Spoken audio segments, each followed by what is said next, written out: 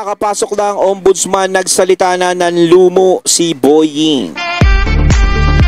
Sapusapan si Boying. Ayan, syempre itong balitang ating matutunghayan ngayon ay nagmula kay Pinas News Portal. At ito po ang inyong lingkod na si BT na magbibigay ng reaksyon at komento dito sa video na ating matutunghayan ngayon. At huwag na natin pagtagalin at sabay-sabay na nating panoorin ang laman ng video na hatid sa atin ni Pinas News Portal at bibigyan natin ng reaksyon ng balitang ito. Pasok! Bigyan natin ng opinion, reaction itong post ng Batas PS. Ayun, syempre bago natin simulan ng video ito, nais ko nga pala magbigay ng credits dito sa boses na madidinig natin ngayon at bibigyan ng reaksyon, walang iba kundi si General Macanas. Syempre huwag niyong kalimutang suportahan si General Macanas at ang The General's Viewpoint, mga katunay. Pakibisita po yan at huwag niyong kalimutang mag-subscribe at mag-follow para maging updated tayo sa mga vlogs, reactions at sa mga balita na hinahatid sa atin ni General Macanas. The General's Viewpoint, ipagpatuloy natin. 8 minutes ago.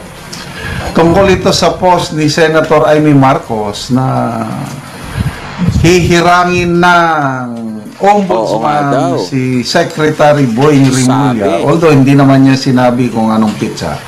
Lumalabas, parang immediate, parang napili na siya. Pag nalaman ito, Secretary Rimulya, magse-celebrate na siya. Kaya nagiging usap-usapan na may posibilidad na maging ombudsman na si Boying. Nagsalita ang Supreme Court spokesperson na pornada ang celebration ni Secretary Boying Rimulya. Parang tinatanong ni Boying sa sarili niya, ano ba talaga, kuya? Hindi, sa totoo lang, no? Kung maging ombudsman si Boying, nako.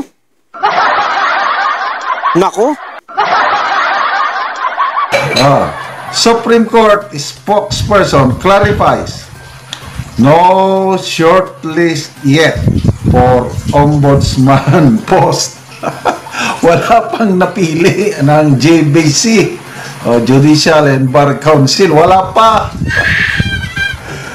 Just in, Supreme Court spokesperson attorney Camille Su Ting clarified that there is no short list yet for the ombudsman position as the Judicial and Bar Council deliberation for the applications of 17 applicants remains ongoing. This came after Senator Amy Marcos claimed that Rimulya is set to be appointed as next ombudsman on Monday, October 6, 2025. Ano ba ito? Ay, Senator Amy, I don't know kung saan nanggaling yung kanyang source na ako mismo nabasa ko yung kanyang post sa kanyang Si Senator Amy nagpapakabalang yan eh. Official Facebook page na ano nang sabi niya doon, itim pa rin ang kulay ng bansa kasi nga nilalapastangan ang hustisya, ang konstitusyon. Hindi, kasi sa totoo lang, no, kapag si Boying talaga yung maging ombudsman, mahirap talaga eh. Kasi, di ba, alam naman natin kung kanino nakapanig yan. Alam naman natin kung sino ang ano niyan. Di ba? Hindi mo naman siya makikitaan ng transparency. Kailangan pag ombudsman ka, kailangan may transparency ka dyan eh. Di ba? Kasi kahit sabihin nyo may transparency tayo, sabi lang yun. Kaya nga ito iniisip natin dito eh, lalong matutuwa yung mga ano, 'di ba, pag siya ang naging ombudsman, yung mga walang iya. Pinipilit nilang gawing ombudsman ang isang tao na hindi naman kwalipikado, may kaso pa kung ano sinasabi doon. So, I believe maraming nagmamahal sa mga Duterte, lalo na kay VP Sara, ang medyo worried kasi nga Sabi Yung ni impeachment. Sara, ni Senator Amy, kung nila itong ombudsman, Plan C. Oo. Yung Plan A is charter change or people's initiative. Supply yun. Failed. Plan B is impeachment ni BP Supply Sara. din. It failed. Kaya ang Plan C nila, itong ombudsman, pag makaupo as ombudsman si Secretary Boying Rimulya, sasampahan na nila ng patong-patong na kaso si BP Sara at gagawin nila, kakayanin nila, gawin ang lahat para mapakulong nila si BP Sara by 2027. So by 2028, hindi siya makatakbo. Oo. Ayan yun eh. Ayan yung nakikita natin sa bolang kristal. Kaya talaga gumagawa sila ng paraan na kumbaga yung Plan A, Plan B sablay na, yung Plan C na lang talaga ang inaasahan dyan. Ngayon, kung yung impeachment hindi na naman uubra, di ba? Wala na talaga. Siguro talagang ipipilit na nila yan kasi hindi naman nila ipipilit yan kung wala silang kinatatakutan. Merong kinatatakutan yan. Si BP Sara yun. Si BP Sara yung magiging malaking bangungot nila sa 2028 kapag nanalo. Siyempre hanggat maaga, kailangan i-stop na natin yan. Kailangan hindi yan makatakbo, hindi yan dahil alam nila yung mangyayari sa kanila. At ang kailangang maupo is yung pabor pa rin sa kanila. Ganun yun eh. So, sino pa ba? Sino pa ba ang pwedeng tumakbo nun kung si BP Sara mawala? Pero ito lang isasabihin ko.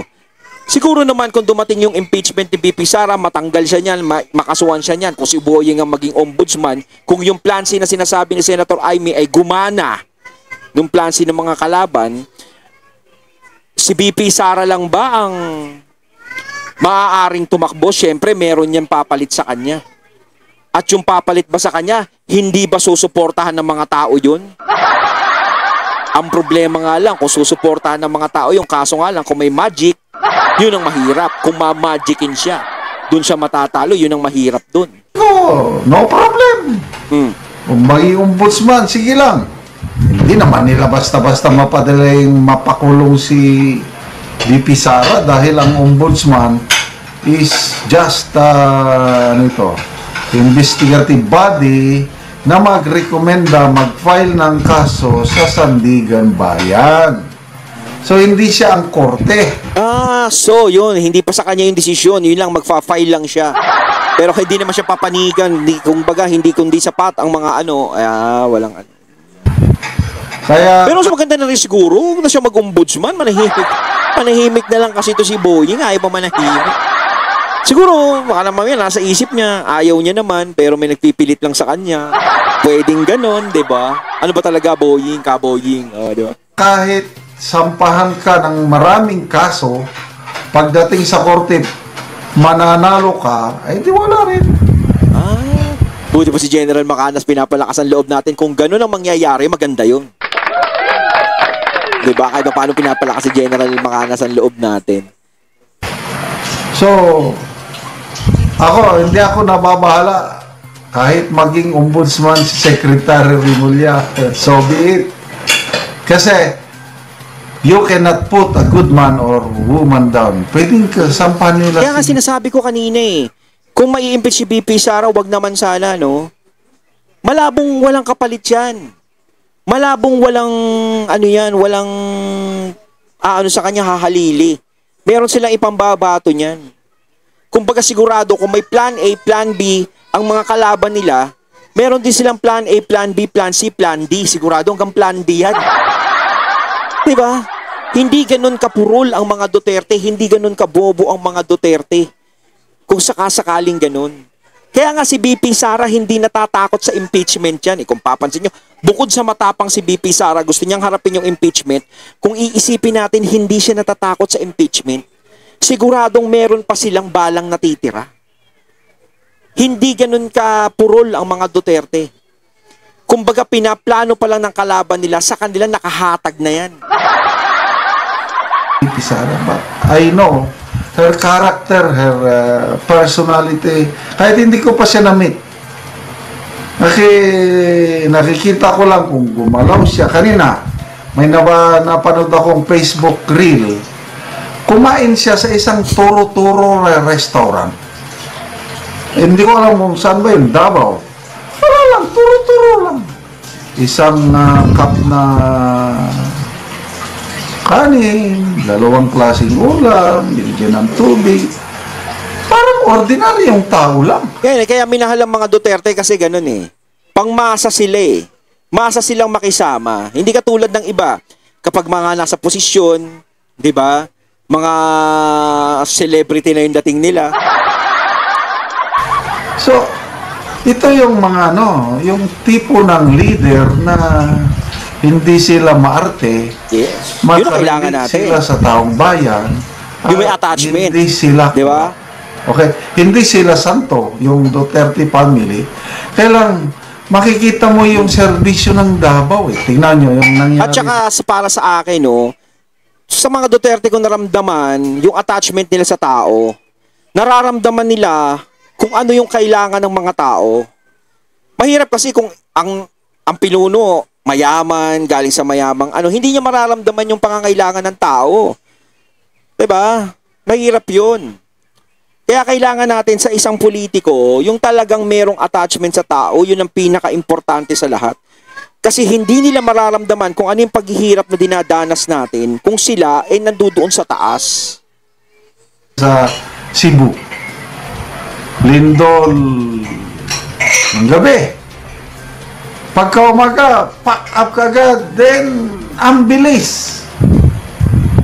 Napakabilis. Baka may masabi pa sila kay BP Sara niya na pumunta sa Cebu. Alam mo naman, minsan yung mga kalaban ni BP Sara naghahanap ng butas. Nila. The following day, yung mga kababayan natin sa Cebu. nandun na yung ayuda sila. Yung relief goods sa Cebu. So, may nabasa akong post taga Medellin, Cebu. Sabi, BP Sara came here very early in the morning with a lots of relief goods. PBBM came here just inspected. We do not need the politicians help. Nag-inspect lang no? Siyempre, mas maganda na rin kung nag-i-inspect siya, meron na rin siyang dala-dala kahit papaano na good news para sa mga kababayan natin sa Cebu at tulong din. Di ba, siyempre, mga nasalanta yun eh. Hindi yung parang, na pupunta ka dyan, parang, ito yung nangyari sa Cebu. Parang ganun-ganun, mahirap naman yung ganun lang. We can overcome kaming mga Cebuano helping each other. Yes. We can survive. We can malalampasan namin ito. Tama. Yan ang kailangan ng mga kababayan natin sa Cebu ngayon. Kung pupunta sila diyan, kailangan is yung tulong. Kailangan ng tulong. Nung una, kung ano yung pagkain na maibabahagi sa kanila, yung mga tulong na ibabahagi sa kanila, at syempre, yung ibabangon sila uli. Kung may pupuntang politiko dyan. Yung magbibigay sa kanila ng lakas. 'Di ba? Hindi yung parang diyan ba tayo para magpunta lang tayo diyan? Kung ano lang ititignan natin, lumindol dito. Nagkaroon ng ano rito. 'Di ba? 'Di ba nakakatawa lang isipin? Ang kailangan diyan ng mga nasa lanta sa Cebu is yung tulong talaga at yung tulong sa muli nilang pagbangon. Yun ang kailangan diyan. And when the time comes na we will give it back, we will never forget itong ginawa ni BP Sara. Napakabilis nila. So, anyway, salamat po sa Supreme Court spokesperson sa pagpapayag. Malinaw na naudlot si Boying. I still believe on the independence of the Judicial and Bar Council. Explain ko lang ulit 7 ang members ng Judicial and Bar Council. Pang-7 ang Secretary of Justice. So dahil aplikante siya, -1 na, 6 na lang. Ang mga members, ang chairman ay ang Supreme Court Justice, may 3 retired justices, 4 na, may academe, may Secretary of Justice at may taga-Congress, 7. So minus Remulla, 6 na lang. For a candidate to be included in the shortlist, dapat makakuha sila ng boto ng 4 members of the council makakuha para maisama sa shortlist. At sa tingin ko,